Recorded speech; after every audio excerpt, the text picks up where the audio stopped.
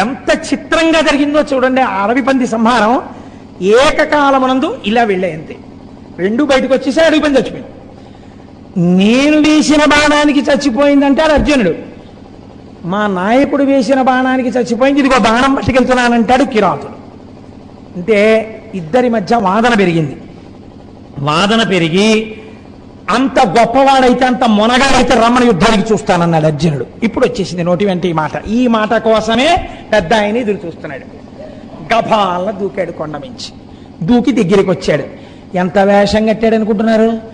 అసలే ఏనుగు చర్మం, పులితోలు, దాన్ని అడ్డంగా కట్టేశాడు. చక్కగా ఎప్పుడూ రెడీగా ఉంటుంది జటాజూటం, దాన్ని బాగా కొప్పు ముడేసేసాడు. దాని నిండా నెమలీకలు పెట్టేసుకున్నాడు.